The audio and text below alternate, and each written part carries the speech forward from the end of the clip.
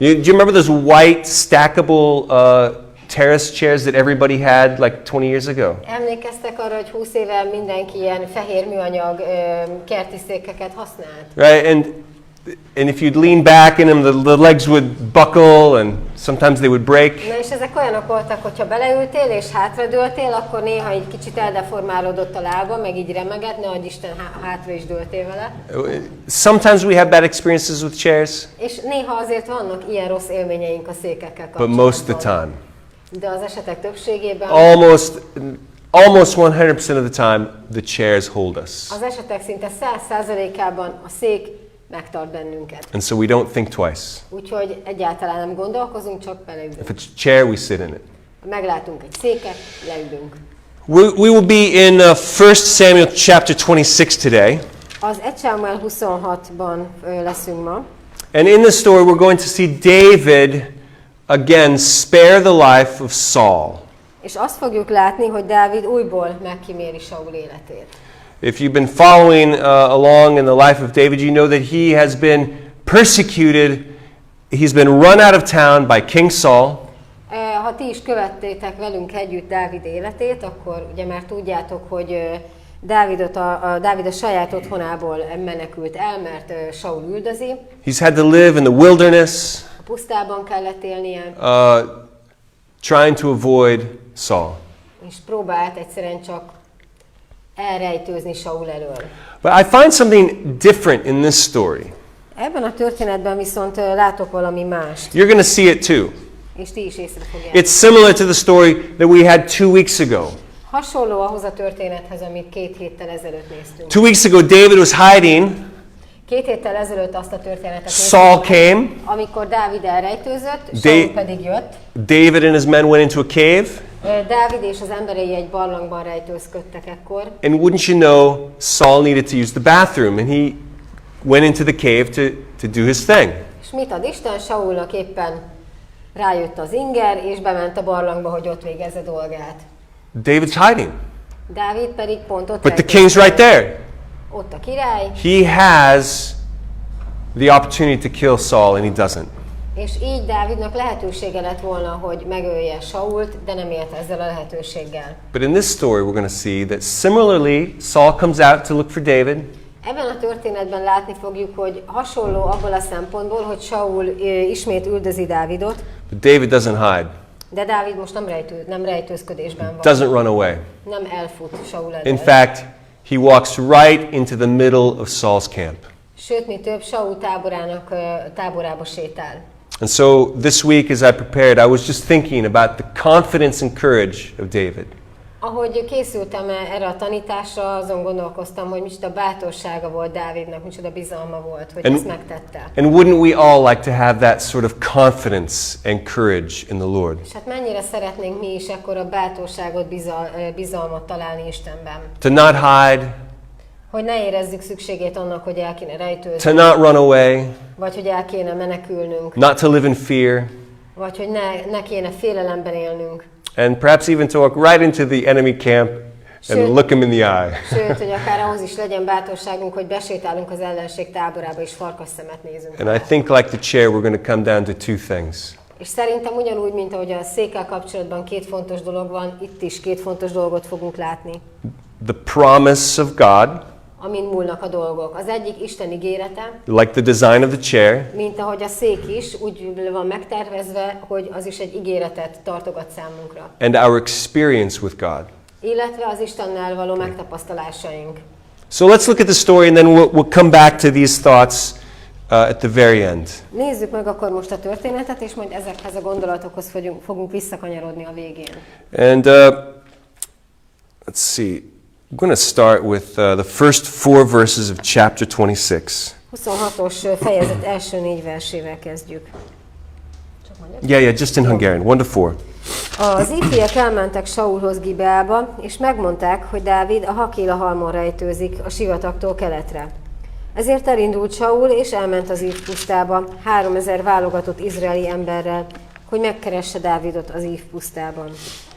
Saul a Hakila-halmon, a sivatagtól keletre, az út mellett ütött tábort. Dávid is a pusztában tartózkodott. Amikor észrevette, hogy Saul utána megy a pusztába, kémeket küldött ki Dávid, és megtudta, hogy csak ugyan megérkezett Saul. So this chapter starts like many of the other chapters. Ez a fejezet hasonlóan kezdődik, mint sok más fejezet. There's another betrayal. Van egy újabb árulás. Right? The Ziphites send word to Saul, David's here. Itt éppen az ifiek adják le a drótot Saulnak, hogy itt van Dávid. And Saul cannot help himself. He has to search out David to kill him.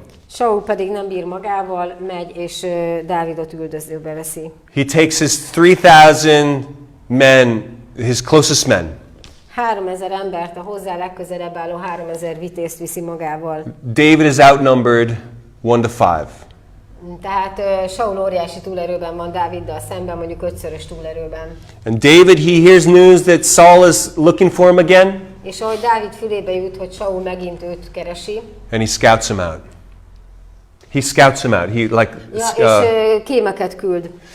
just to confirm that hogy Saul is in megerősítsék a here. hírt, hogy valóban így van. Now at this point, I would expect the story to say, and so David left. És ezen a ponton, amikor Dávid megkapja a megerősítő hírt, azt gondolnám, hogy itt fogja a kalapját és megy Because máshova. that's what David has done so far. Hiszen eddig pontosan ezt láttuk. He's tőle. run away from Saul. Hogy mindig elfutott Saul He's elől. hid from Saul. Elrejtőzött Saul elől. He's avoided conflict with Saul at all costs. Minden áron el akarta kerülni a Saullal való konfrontációt. But this story is different. Itt viszont most máshogy folytatódik a Verse 5 történet. and 6. 5-ös és 6-os vers. Ekkor elindult Dávid, és odament arra a helyre, ahol Saul táborozott. És megnézte Dávid azt a helyet, ahol Saul és hadseregparancsnoka, Abnér, Nér fia feküdt.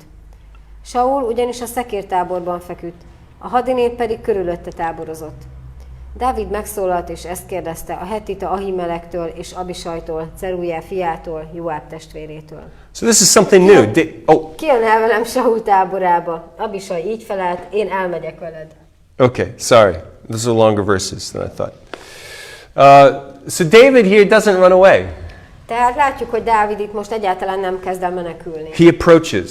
hanem pont, hogy Saul táborába megy, Saul felé megy. Now, looking at the time here, I'm guessing that David has been living in the wilderness for 15 years about now.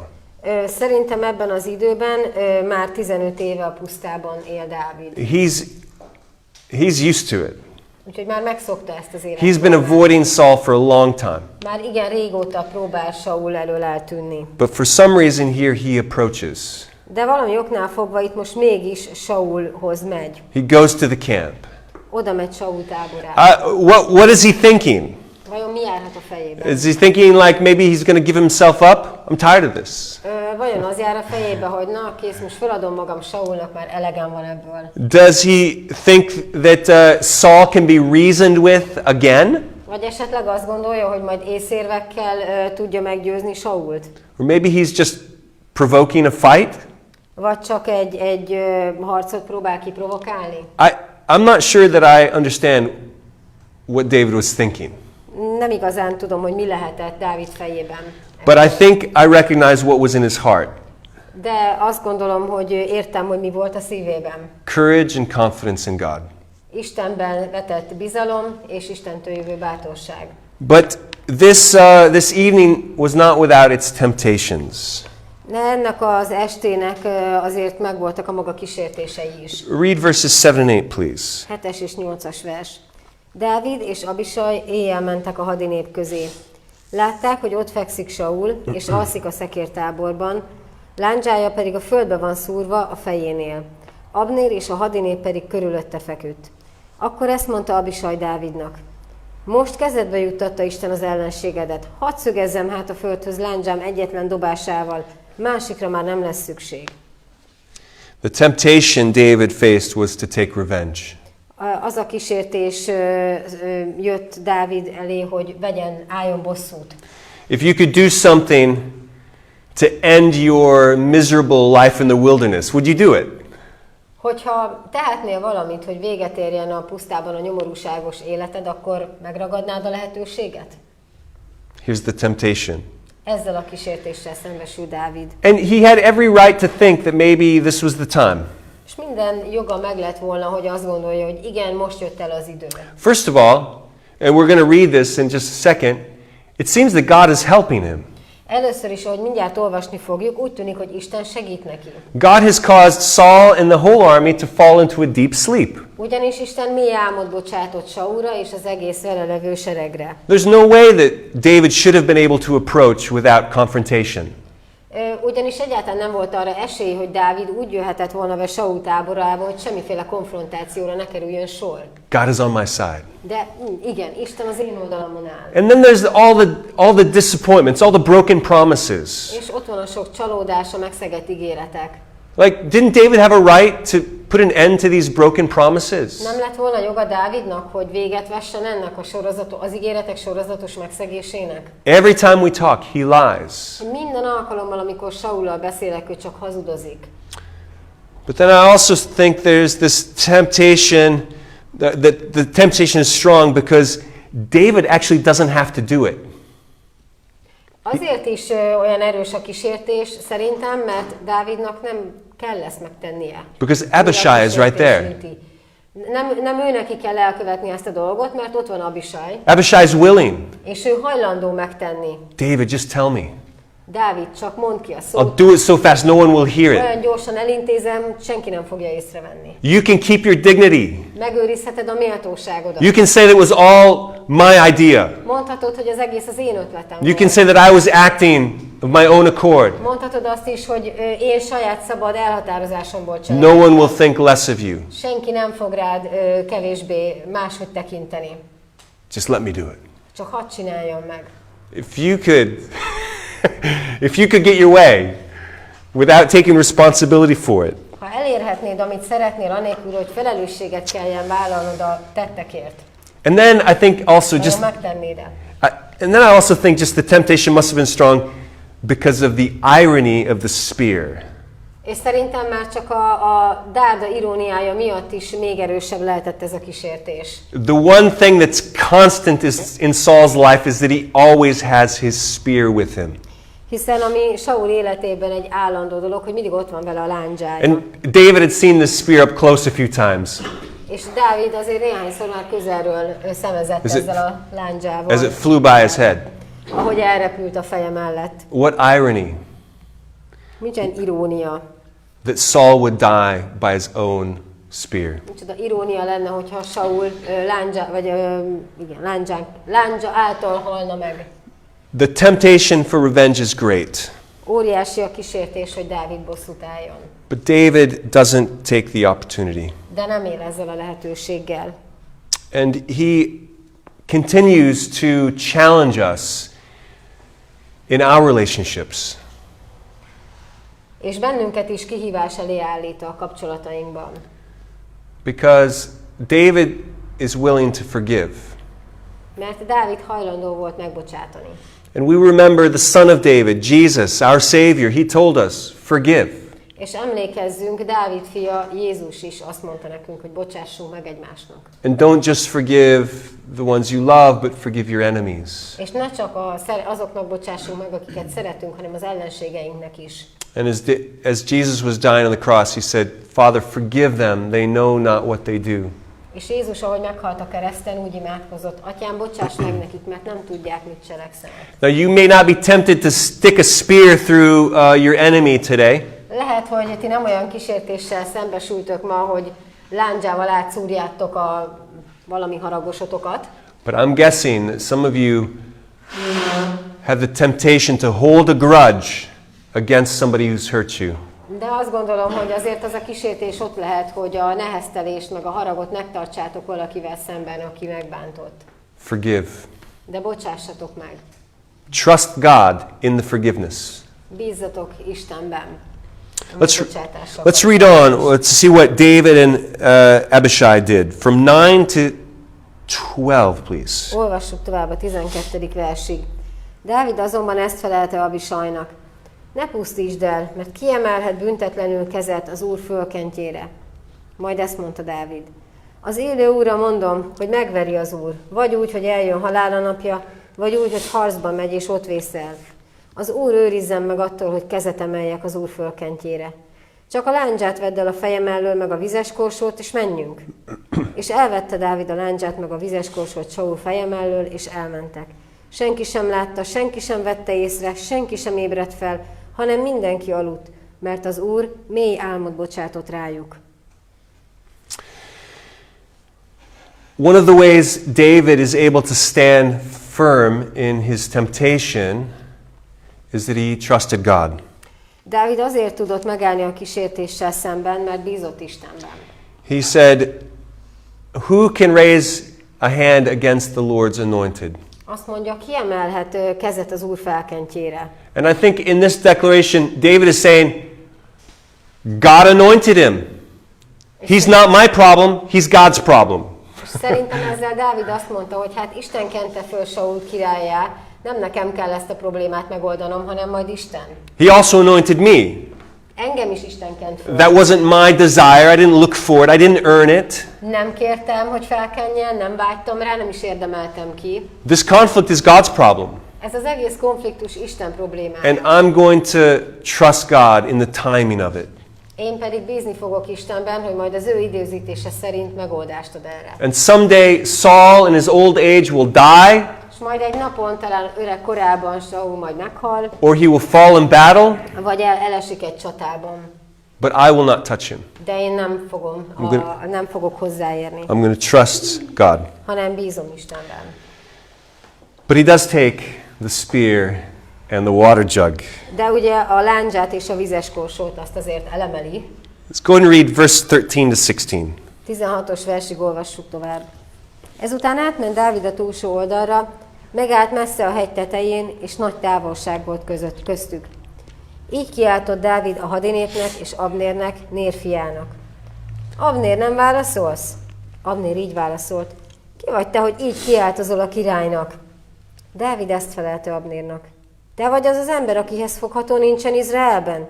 Miért nem vigyáztál uradra, a királyra? Hiszen bement valaki az embereim közül, hogy elpusztítsa uradat, a királyt. Ezt nem jól tetted. Az élő Úrra mondom, hogy a halál fiai vagytok, mert nem őriztétek uratokat, az Úr fölkentjét.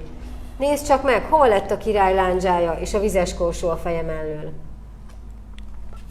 So David and Abishai had taken the spear, Dávid és Abisai tehát elvitték a lándzsát, also taken the water jug. illetve a vizes korsót. And I think this is a kind of a symbol. És szerintem ez egy szimbólum. You know, that David has disarmed Saul.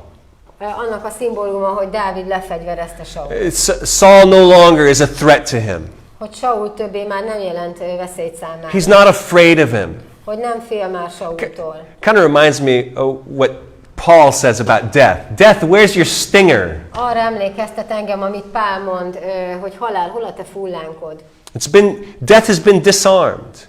Ahogy Jézus is lefegyverezte a halált. David takes the spear. Dávid is elveszi a lándzsát. And he takes the water jug, which probably has to do with, it's a necessary source of sustenance in the battlefield. Elviszi Dávid a vizes korsót is, talán azért, mert a csatamezőn a vizes korsó, a víz is egy nélkülözhetetlen dolog. Yesterday we were playing some basketball at our house. Tegnap kosaraztunk az udvarban. The sun was shining. Sütött a nap, tűzött. And now I was the oldest one. Én voltam a legidősebb a mezőnyben. And after a few minutes, I was just tired and thirsty. Néhány perc után már fáradt voltam, és nagyon megszomjaztam. Just imagine being in a battle, how important water would be. Képzeljétek el, milyen lehet a csatamezőn, ott is milyen fontos lehet a víz.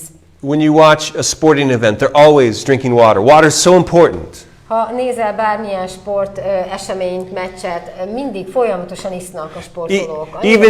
Even Domo is drinking water in the back right now. Még Domó is most ott hátul pont vizet iszik. David has taken away the sustenance of the king and his defense. Dávid tehát elveszi a királytól a védelmet, illetve azt, ami az élethez szükséges. And he calls out to Abner, "Hey Abner, why didn't you protect your king?" Aztán Abnért szólítja meg. Abnér, miért nem védted meg a királyt? I think David is just kind of, again, demonstrating to Saul and everyone watching that he would have done a better job. Dávid itt megmutatja Abnérnak és mindenki másnak is, hogy ő sokkal jobb király lenne, mint Saul. Well, that he would have done a better job in defending the king. Ja, jó, tehát nem királyként, hanem hogy ő jobban megvédte volna a királyt. That he had the opportunity to kill him, but he didn't. Lehetősége volt arra, hogy ő végezzen Saullal, mégsem tette. Let's continue from verse 17 to 22. Folytassuk tovább a 22-es versig. Saul megismerte Dávid hangját, és ezt mondta. Nem a te hangod, ez Dávid, fiam? Dávid így felelt. De az én hangom, uram királyom. Miért üldözi szolgáját az én uram? Kérdezte. Mit követtem el, és miféle gonoszság van bennem? Most azért hallgassa meg, uram királyom, szolgájának a szavát. Ha az Úr ingerelt föl ellenem, ő kiengesztelhető áldozattal. De ha emberek, akkor legyen rajtuk az Úr átka, mert elűztek engem, hogy ne tartozzam az Úr örökségéhez. És ezt mondták, eredj, szolgálj más isteneknek. Ne hulljon azért vérem a földre az Úr színétől távol. Mert hadba vonult Izrael királya, hogy megkeressen egy árva bolhát, mint fogolymadarat üldöz a hegyeken. Akkor ezt mondta Saul. Vétkeztem, térj vissza, Dávid fiam, nem követek el többé ellened gonoszságot, hiszen drága volt előtted az életem ezen a napon. Bizony ostoba voltam, és igen nagyot tévedtem. Dávid így válaszolt. Itt van a király lándzsája, jöjjön át egy legény és vigye el. So here we have a conversation between Saul and David. Dávid és Saul beszélgetnek egymással. Saul makes more promises. Saul megint csak ígéreteket. Come back, my son. Gyere vissza, fiam. Was he honest? Vajon őszinte volt?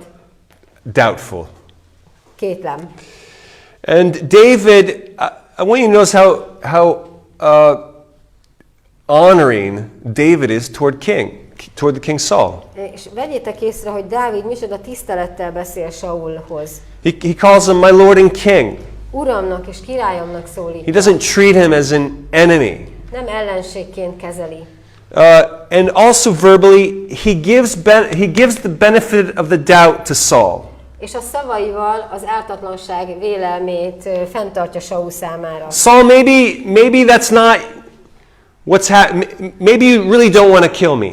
Hogy jó, Saul, hát lehet, hogy tényleg nem akarsz te igazából megölni engem. Maybe it's something that God has put in your heart. Lehet, hogy ezt Isten rakta valamiért. Maybe I've sinned against him. Lehet, hogy Maybe I've sinned against God. Lehet, hogy vétkeztem Isten ellen. Well, let God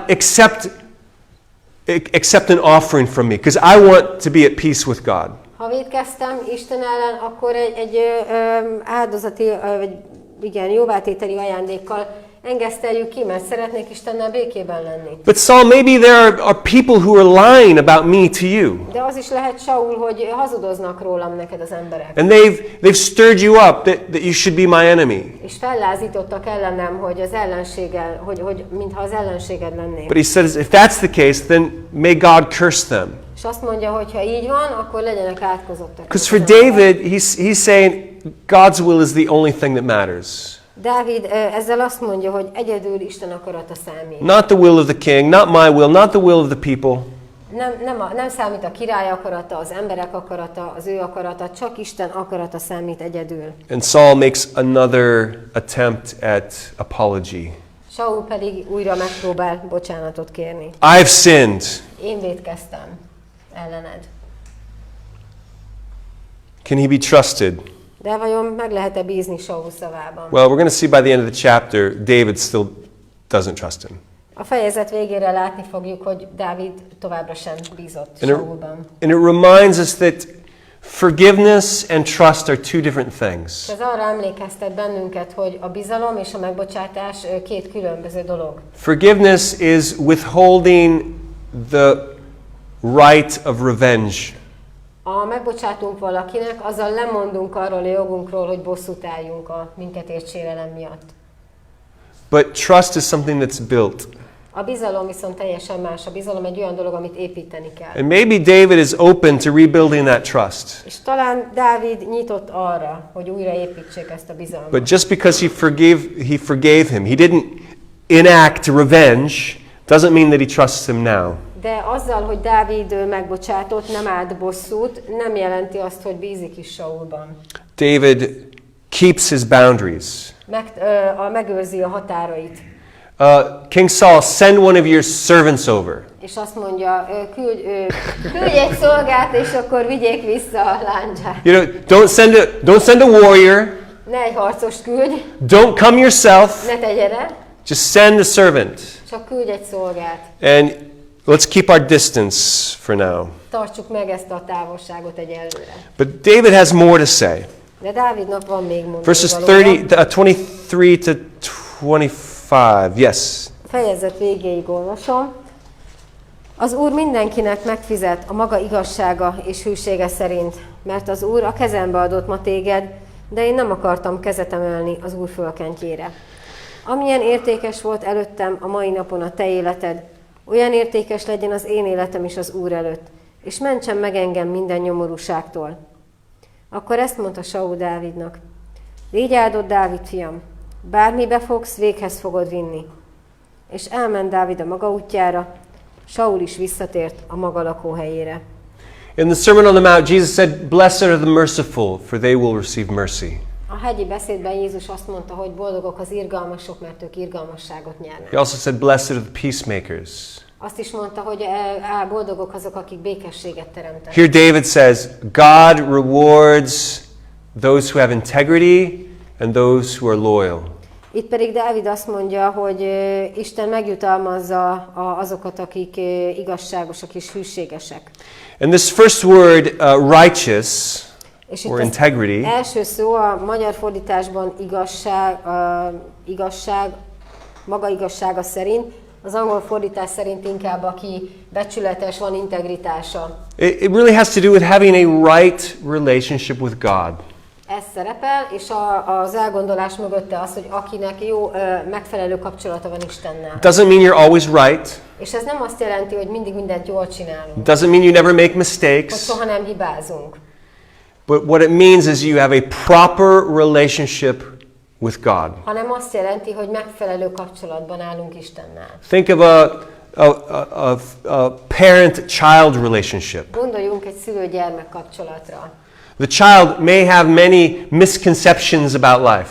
Lehet, hogy a gyerek még sok mindent rosszul gondol a világról és az The életről. child may not understand everything that's true in the parent's world. Nem ért még mindent a gyerek a felnőtt világából. The child may make many mistakes. És lehet, hogy a gyermek még sok mindent elront. But it's a blessed relationship if there's honesty, Mégis áldott ez a szülő-gyermek kapcsolat, hogyha őszinteség van if benne, there's openness, nyitottság, if there's love and grace. szeretet, kegyelem. And so David says, this is the kind of relationship that God rewards. És Dávid azt mondja, hogy ez a fajta kapcsolat az, amit Isten megjutalmaz. That you have nothing to hide before God. Isten előtt nincs rejtegetni valónk. Not because you did everything right, Nem azért, mintha mindent jól tettünk but volna, because you trust in His goodness. hanem azért, mert bízunk Isten You jóságában. trust in His grace. Bízunk Isten kegyelmében. You trust in His Father's heart. És bízunk az ő atyai szívében. And if you go back to the parent-child relationship, you can kind of see the people who understand this and the people who don't.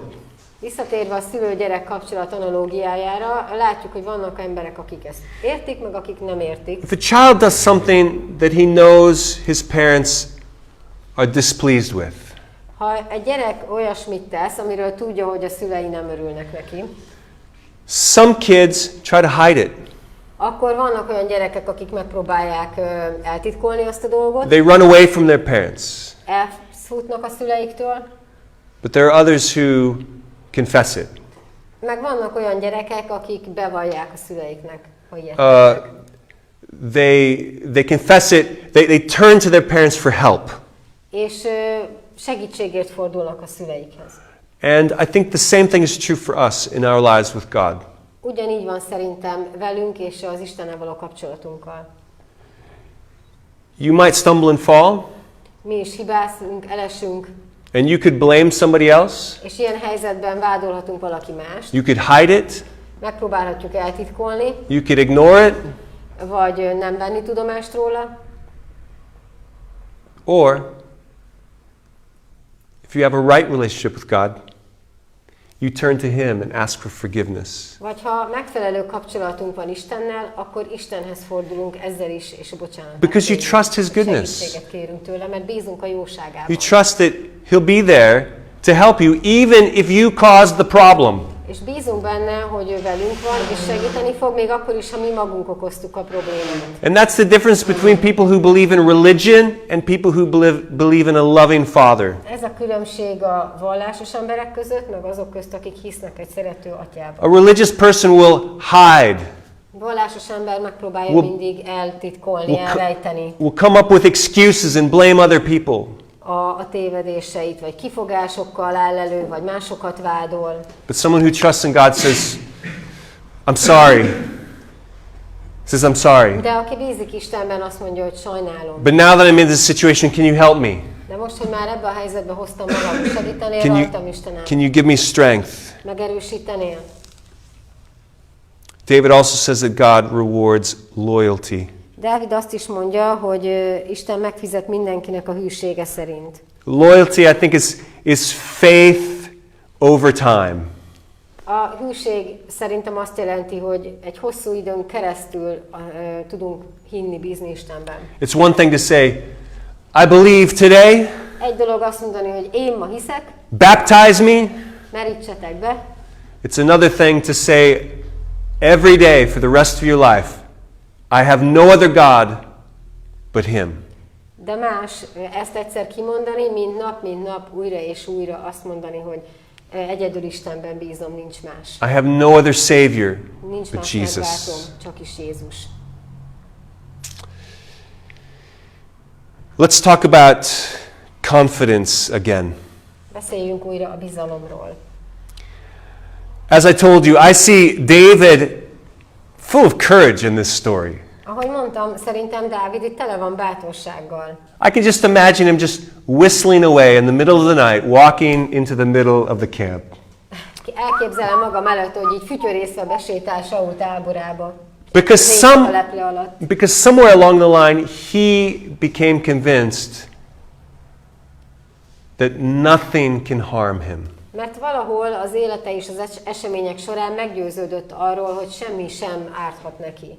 That no weapon formed against him will prevail. Hogy semmilyen ellene készített fegyver nem fogja őt elérni.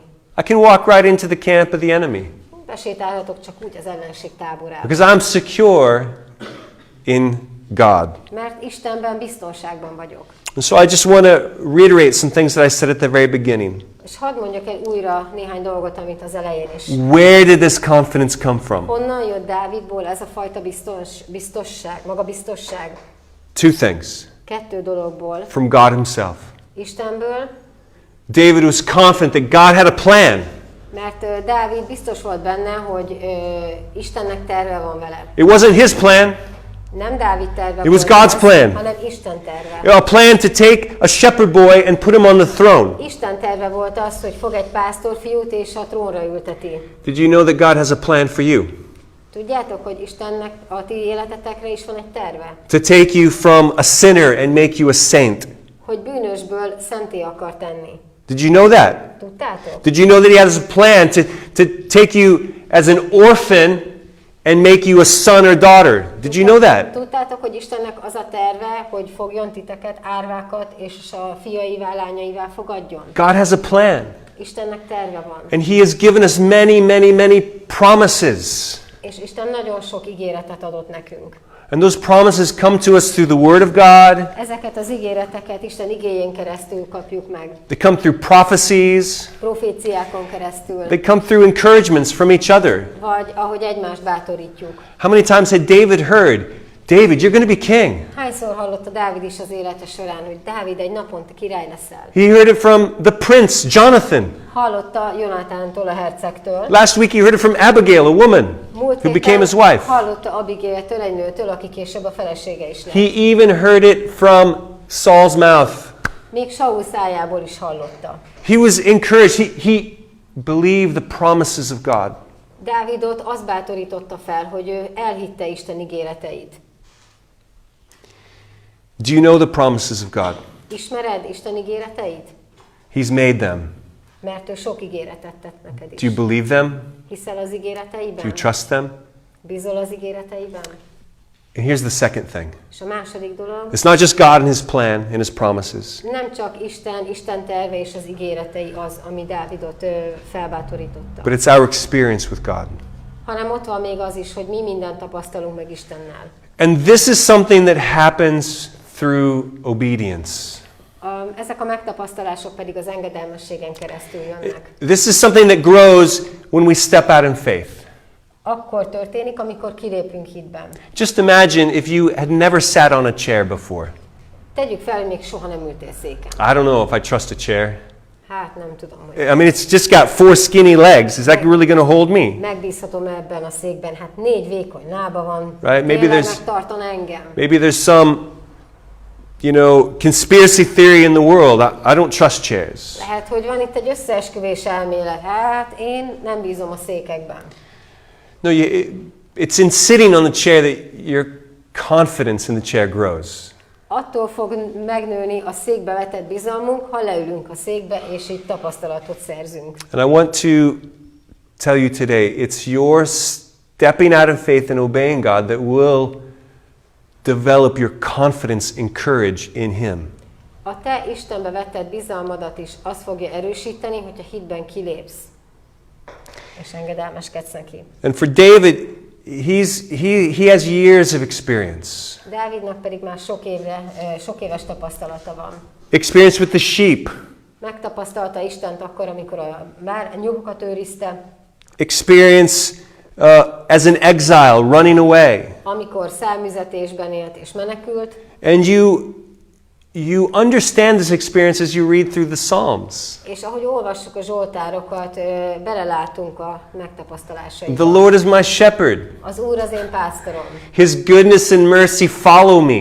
Jósága és szeretete kísér engem. How do you know, David? Honnan tudod ez, Dávid? Because I'm following him. Mert követem Istent. There's one Psalm in 27, it says, "What would have become of me if I had not believed in the goodness of the Lord?" 27-es Zsoltárban azt mondja, hogy mi lenne velem, ha nem hinnék az ő jóságában. David knew the goodness of God. Dávid ismerte Isten jóságát. He'd experienced the protection and the provision of God. Megtapasztalta azt, hogy Isten megvédi őt és gondoskodik róla.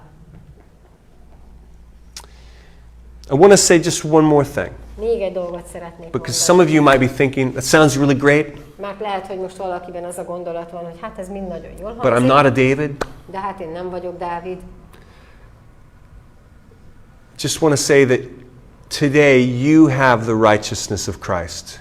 Azt szeretném neked mondani, hogy hogy tiéd is Jézus igazságossága. If you think this is all about you being like David, Ha azt gondolod, hogy ez arról szól, hogy olyannak kéne lenned, mint Dávid. no, our David is Jesus.